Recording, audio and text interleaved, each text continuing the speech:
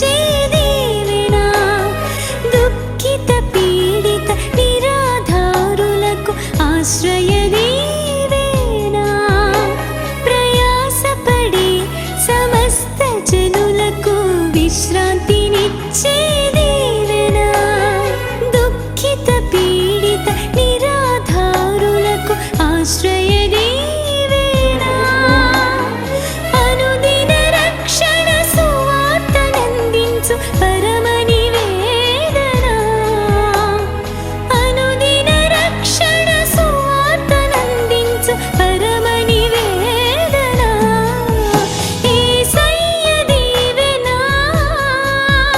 యేసయ్య దీవెన, యేసయ్య దీవెన, యేసయ్య దీవెన.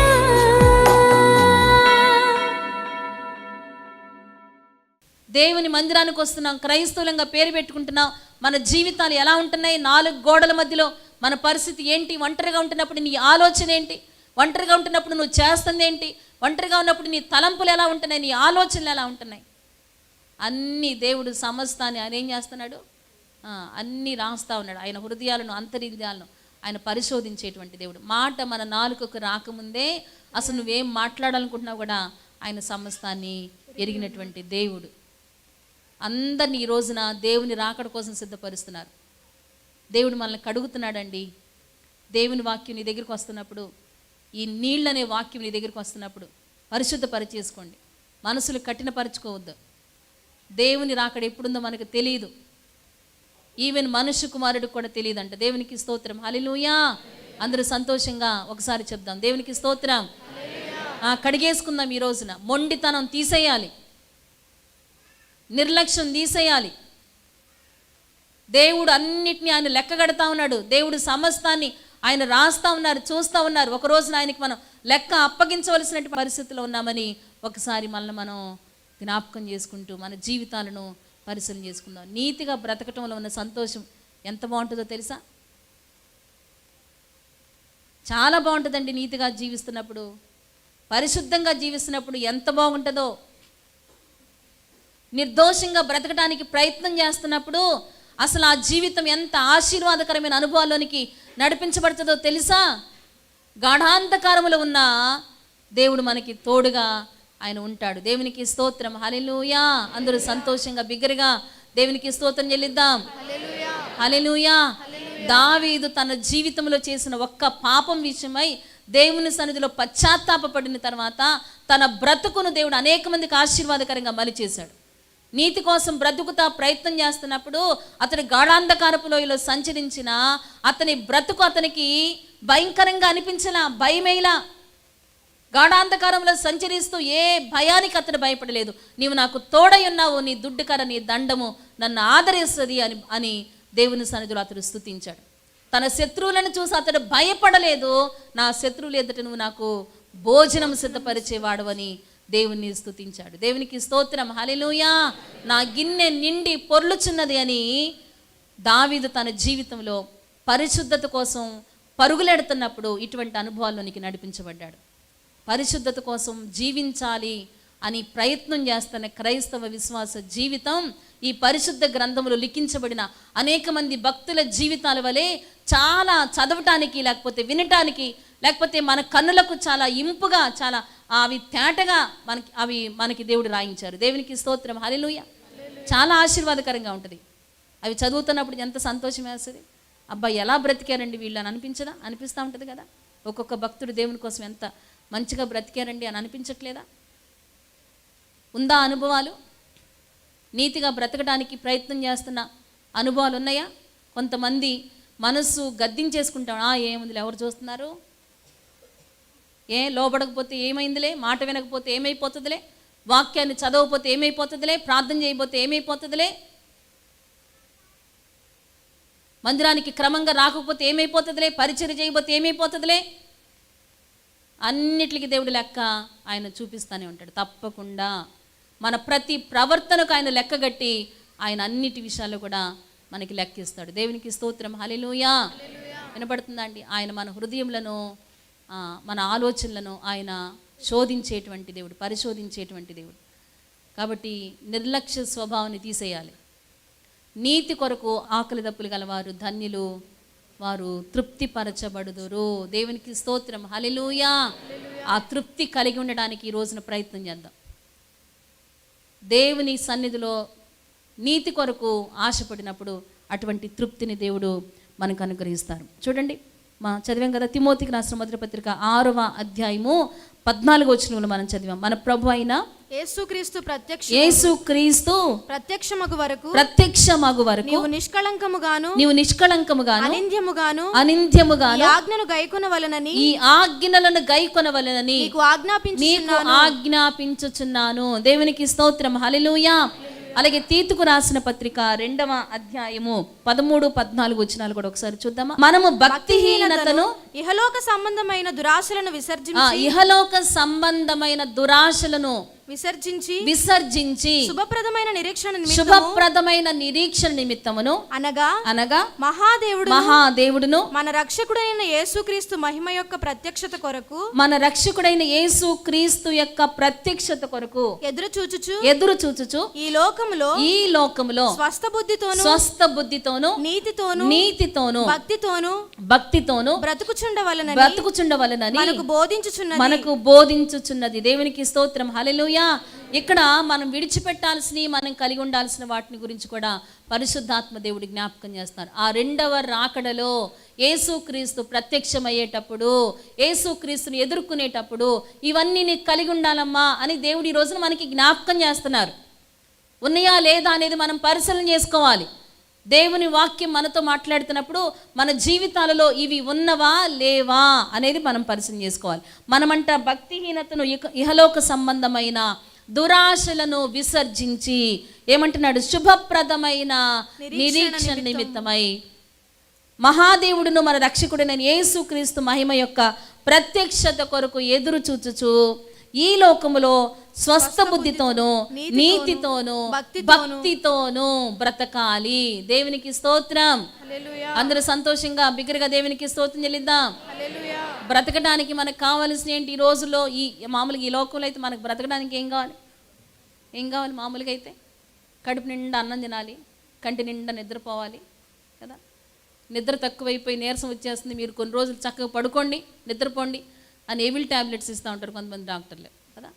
నిద్రపోతే ఆరోగ్యం, కంటి నిండా తింటే ఆరోగ్యం, అన్ని కలిగి ఉంటే ఆరోగ్యం. ఇవి కలిగి ఉండటానికి మనం బ్రతకాలి అని అనుకుంటా ఉంటాం. క్రైస్తవుడిగా బ్రతకటానికి, యేసుక్రీస్తు ప్రత్యక్షతలో నిలవటానికి మనకి కావలసినవి ఏంటో ఇక్కడ మనం చదువుతున్నాం. స్వస్థ బుద్ధితోనూ నీతితోనూ భక్తితోనూ మనం బ్రతకాలంట. భక్తి చేస్తున్నామా? భక్తి చేస్తున్నారా? భక్తి చేస్తున్నాం కాబట్టి మందిరానికి వచ్చాం. దేవునికి స్తోత్రం. ఆదివారం ఒక్కరోజు ఈ 2 గంటలు భక్తి చేస్తే సరిపోతుందా? బ్రతికి రోజు ఉండాలా, లేకపోతే ఒక పూట బ్రతికుంటే సరిపోతుందా? వారమంతా బ్రతికుండటానికి ఒక పూట భోజనం చేస్తే సరిపోతుందా? సరిపోదు కదండి. 3 పూట్ల భోజనం చేయాలి బ్రతికుండడానికి. దేవునికి స్తోత్రం. అదే కదా కొంతమంది ఆలోచన, అమ్మో ఒక పూట భోజనం మానేసి ఉపవాసం ఉంటే నీరసం రాదు. ఇవి మన ఆలోచనలు. బ్రతికి ఉండడానికి ప్రతిరోజు భక్తి చేయాలి. దేవునికి స్తోత్రం, హల్లెలూయా. అందరూ సంతోషంగా బిగ్గరగా దేవునికి స్తోత్రం చెల్లిద్దాం.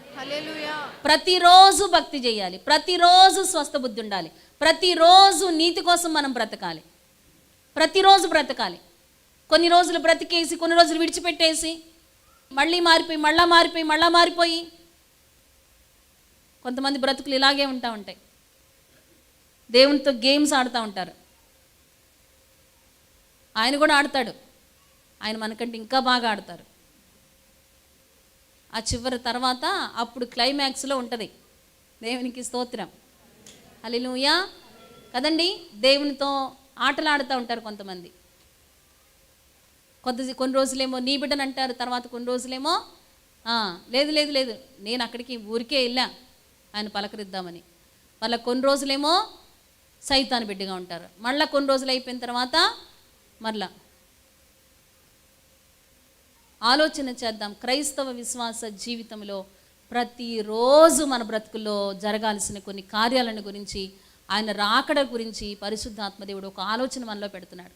అసలు క్రైస్తవులంగా మనం బ్రతుకుతున్నామే, మనకు ఉండాల్సిన గురేంటి, మనం కలిగి ఉండాల్సిన లక్ష్యం ఏంటి, మనం అసలు దేనికోసం ఎదురు చూడాలి, దేనికోసం మనం ఎదురు చూస్తున్నాం, దానికోసం మనం చేయాల్సిన పనేంటి, నువ్వు పెట్టుకున్న పనేంటి, నీ ముందున్న గురేంటి, ఆ గురి కోసం నువ్వు చేయాల్సిన పనేంటి, అది పరిశుద్ధాత్మ దేవుడి రోజున మనకి జ్ఞాపకం చేసినటువంటి అంశాలు. దేవునికి స్తోత్రం, హల్లెలూయా. అందుకని అడగాలి ఇవన్నీ అడిగి పొందుకోవడానికే దేవుడు మనతో మాట్లాడుతున్నాడు. ఒకవేళ స్వస్థ బుద్ధి లేదా, నీతి కోసం బ్రతకలేకపోతున్నామా, ఒకవేళ ఇక్కడ చెప్పినట్లుగా ఇదిగో భక్తిహీనత చేత, ఇహలోక సంబంధమైన దురాశల చేత ఉన్నామా, వాటన్నిటిని విసర్జించడానికి పరిశుద్ధాత్మ దేవుడు ఆయన మనతో మాట్లాడుతూ ఉన్నారు. కింద వచనాలు మళ్ళీ 14 వచనంలో చూస్తే, ఆయన సమస్తమైన దుర్నీతి నుండి మనల్ని విమోచించి సత్క్రియయందు ఆసక్తి గల ప్రజలను తన కోసరము పవిత్రపరచుకొని తన సొత్తుగా చేసుకొనుటకు తను తానే మన కొరకు అర్పించుకొనెను. దేవునికి స్తోత్రం, హల్లెలూయా. అలాగే ఇంకొక వచనాన్ని జ్ఞాపకం చేస్తాను చూడండి. యోహన్ రాసిన మొదటి పత్రిక 2వ అధ్యాయము 28వ వచనాన్ని చదువుదాం. కాబట్టి చిన్నపిల్లలారా ఆయన ప్రత్యక్షమగునప్పుడు ఆయన రాకడ యందు మనము ఆయన ఎదుట సిగ్గుపడక ధైర్యము కలిగి ఉండునట్లు ఆయన యందు నిలిచి ఉండుడి. ఆయన నీతిమంతుడని మీరు ఎరిగి ఉన్న ఎడల నీతిని జరిగించు ప్రతివాడును ఆయన మూలముగా పుట్టి ఉన్నాడని ఎరుగుదుము. దేవునికి స్తోత్రం, హల్లెలూయా. ఇక్కడ అంటున్నారు, ఇదిగో చిన్నపిల్లలారా, ఆయన ప్రత్యక్షమగునప్పుడు ఆయన రాకడ యందు మనము ఆయన ఎదుట సిగ్గుపడక. ఎందుకు సిగ్గు వస్తుంది ఆ రోజున? ఎందుకు సిగ్గు వస్తుంది? ఎందుకు సిగ్గుపడాలో తెలుసా? యువతరాజు గారు ఎప్పుడు చెప్తూ ఉంటారు, మనిషి కంట ఒక లైఫ్ టైం కెమెరా పెట్టేస్తాడంట. అందులో లైఫ్ టైంకి సంబంధించిన క్యాసెట్స్ ఉంటాయి కదా, అవి పెట్టేస్తారంట. పెట్టేసి ఇంకా లైఫ్ టైం మనం పుట్టిన దగ్గర నుంచి చివరి ప్రాణం పోయే వరకు కూడా ఇక వీడియోలు మొత్తం రికార్డ్ అవుతూ ఉంటుందంట. ఇందాక మనం చదువుకున్నాం కదా, ఆయన మనుషులను పోగు చేసిన తర్వాత మనల్ని ఏవో వెళ్ళిపోయి ఎడం వైపుకి వెళ్ళిపో, ఆ మేకల్లోకి వెళ్ళిపోయారంటే, అదేంటయ్యా నేను మేకలాగా బ్రతకలేదుగా, గొర్రెలాగే బ్రతికాను, మందిరానికి వెళ్ళాను, అలా చేశాను, ఇది చేశాను, సరే నాకు మాట్లాడడానికి టైం లేదు, ఇదిగో నీకు ఒక చిన్న టీవీ ఇస్తున్నాను, తర్వాత ఇందులో ఒక చిన్న క్యాసెట్ ఉంది, అది వెళ్ళిపోయి నువ్వు ఎప్పుడెప్పుడు ఏమేం చేసేసావో ఆ వీడియోలో కనబడుతుంది, వెళ్ళిపోయి చూసేసుకో అంటాడంట దేవుడు. నెక్స్ట్ ఎవరో రండి అని చెప్తే వాళ్ళని కూడా మేకలు, అదేంటయ్యా నేను కూడా గొర్రెలాగే బ్రతికాను కదా, నన్ను మేకలోకి వెళ్ళిపోమంటున్నావేంటి, నేను మేకను కాదు అంటే, లేదు నువ్వు మేకవో గొర్రెవో, అక్కడ వీసీడీలో అక్కడ టీవీలో కనబడుతుంది, వెళ్ళిపోయి క్యాసెట్ అంతా పెట్టుకొని చూడయ్యా అని అంటుంది.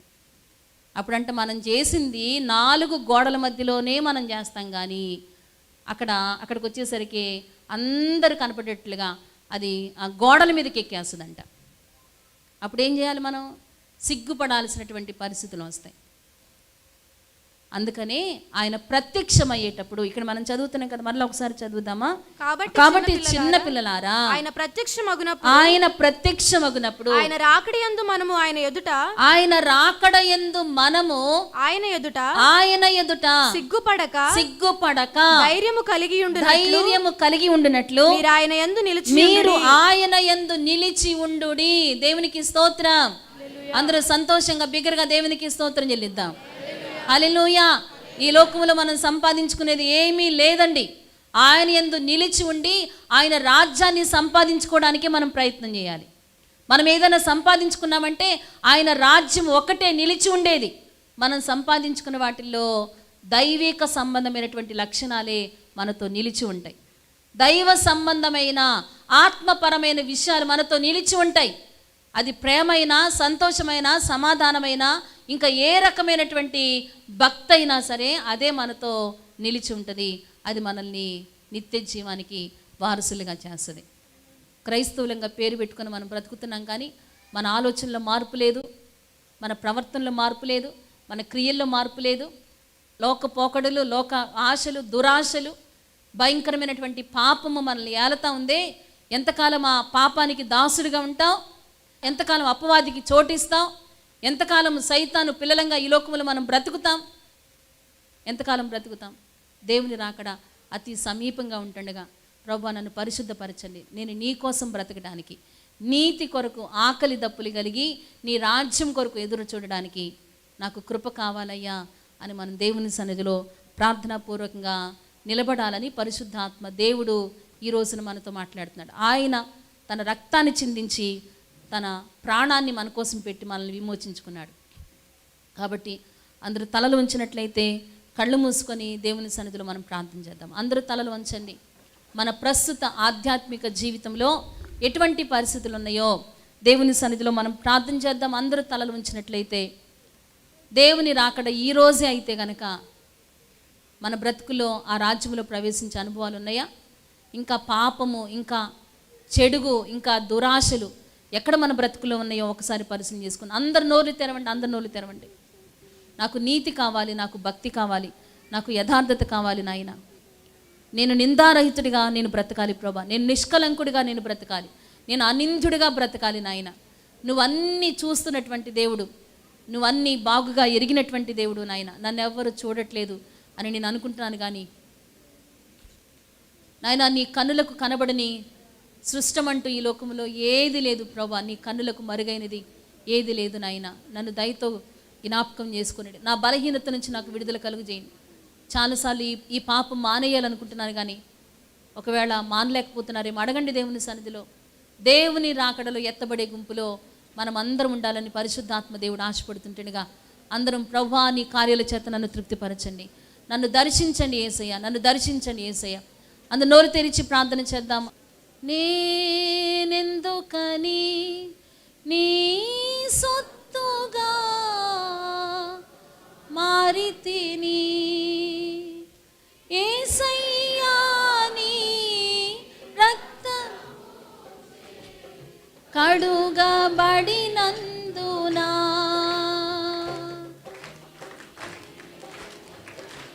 నీ సొత్తుగా మారితిని యేసయ్యా, నీ రక్తముచే కడుగబడినందునా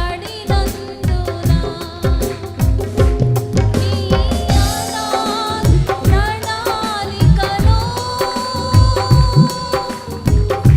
హర్షించెను నా హృదయ సీమా. నీ అవును, నీ హృదయం హర్షించాలన్నది దేవుని అనాథ ప్రణాళిక. స్తోత్రం ప్రభువా, మా హృదయాన్ని హర్షించినట్లుగా నీ గొప్ప కార్యాలు జరిగించండి నాయన. మారితిని యేసయ్యా, నీ రక్తముచే కడుగబడినందునా. ఆలోచన చేద్దాం మన ఆత్మీయ జీవితాలని గురించి.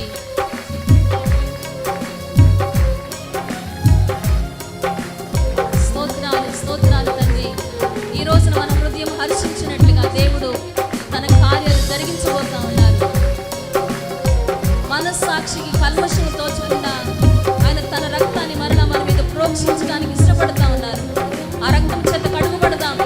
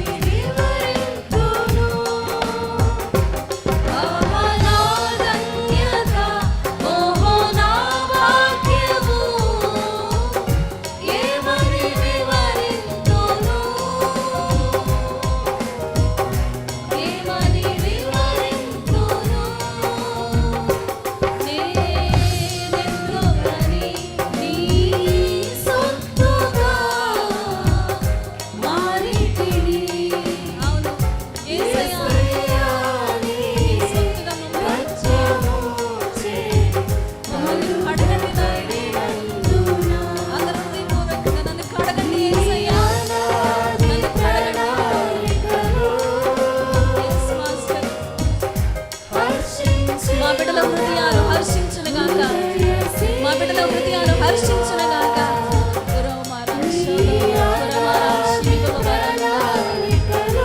అపవాది క్రియలు యేసు నామములో లయమైపోయి ప్రతి పాపం నుంచి వారు విడుదల పొందుకుంటారు.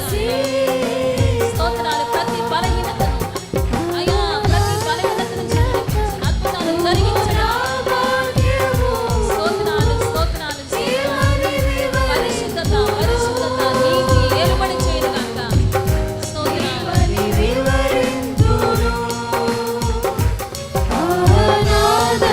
అందరూ హృదయపూర్వకంగా నా భాగ్యము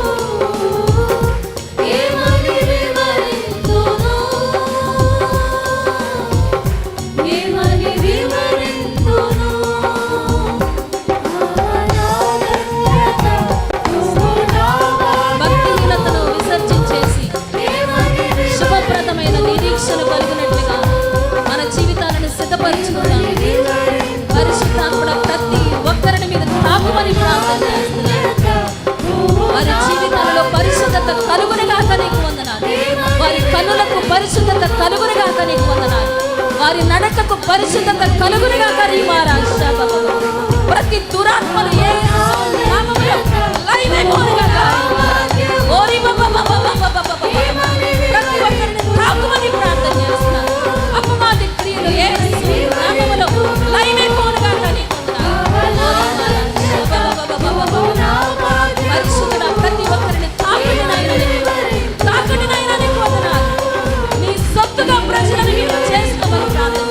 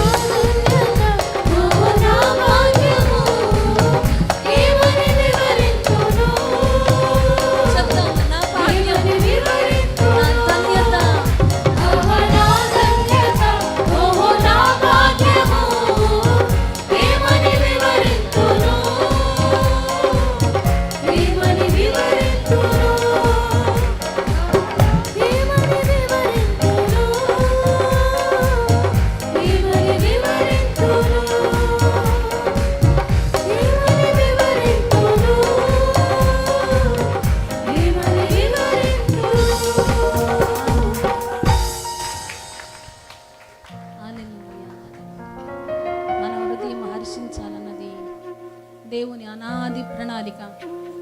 మన హృదయం సంతోషించాలనేది దేవుని యొక్క అనాది కాల ప్రణాళిక.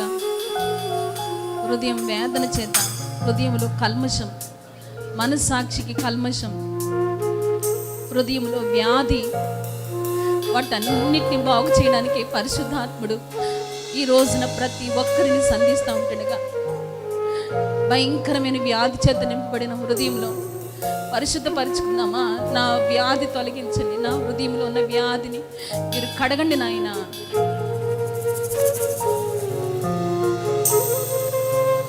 జ్ఞానాది ప్రణాళికలో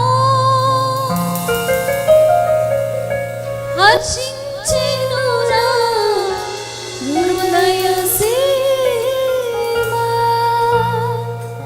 స్తోత్రాలు. పరిశుద్ధుడా, ప్రేమ కలిగిన మా తండ్రి, నీ కొన్నాళ్ళు స్తోత్రాలు.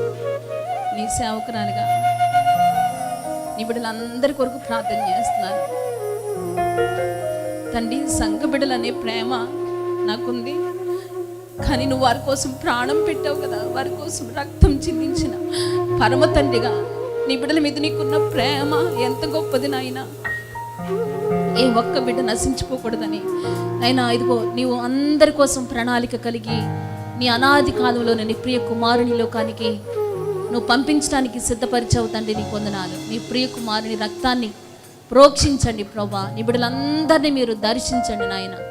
నీ కొరకు ఒక ప్రత్యేకమైన జనాంగంగా, సొత్తైన ప్రజలుగా, రాజులైన యాజక సమూహంగా, పరిశుద్ధ జనాంగంగా నీ బిడ్డలందరినీ మీరు బలపరచమని ప్రార్థన చేస్తున్నాను. ప్రతి ఒక్క బిడ్డను మీరు తాకండి, మీరు ముట్టండి, మీరు స్వస్థపరచండి. నీ కొరకు సాక్షులుగా నాయన అదిగో దేవుని సింహాసనం మీద కుడిపార్శ్వమున నాయన కూర్చున్న అనుభవాల్లోనికి, ఆ పరలోక పట్టణంలో ప్రవేశించే అనుభవాల్లోనికి మమ్మల్ని అందరినీ నడిపించమని ప్రార్థన చేస్తూ, ఏ రీతిగా మేము బ్రతకాలో మాతో మాట్లాడిన ప్రతి మాట మా జీవితాలలో మేము కలిగి ఉండడానికి నీ కొరకు చూపించండి. స్వస్థ బుద్ధిని కలిగి నిందారహితులుగా, అనిందులుగా ప్రభా నీ రాకడ కొరకు ఎదురు చూస్తూ నాయన ఇదిగో గొర్రెల వరే ప్రభా నీవు కాపరిగా కలిగి ఉండి ఈ లోకంలో బ్రతకడానికి నీ కృప మా అందరికీ అనుగ్రహించమని ప్రార్థన చేస్తూ, ఎత్తబడిన వాక్యం మా అందరి హృదయాలు ఫలించినట్లుగా నీ కృపను అనుగ్రహించండి. మరొక మా నిడి బిడ్డలందరి కోసం ప్రార్థన చేస్తున్నాను. ఏ హృదయంలో కలవరుందో, కల్మషము, వ్యాధి ఉందో నీ సేవకులకు అందరి కొరకు ప్రార్థన చేస్తున్నాను. నేను ఇదిగో మా హృదయాలు హర్షిస్తూ నిన్ను ఎదుర్కొనడానికి ప్రతి ఒక్క బిడ్డను మీరు దర్శించమని ప్రార్థన చేస్తూ, నీ సేవకులుగా ప్రతి ఒక్కరి కొరకు ప్రార్థన చేస్తున్నాను. వారి కుటుంబాలను, వారి బిడ్డలను, వారి కలిగిన సమస్తాన్ని మీరు ఆశీర్వదించమని ప్రార్థన చేస్తూ, సమస్త మహిమ ఘనత ప్రభావాలను మీకు ఆరోపిస్తూ యేసు అతి పరిశుద్ధ నామములో మీరు వేడుకొని ప్రార్థించుచున్నాం తండ్రి. ఆమేన్. మా చిరునామా పాస్టర్ ఎం జ్యోతిరాజు, శాంతినగర్, ఏలూరు 534007, పశ్చిమ గోదావరి జిల్లా, Andhra Pradesh. Our address pastor M Jyothiraju, Shantinagar, Eluru 534007, west Godavari district, Andhra Pradesh. మా ఫోన్ నంబర్లు 8007773333 మరియు 800877774444.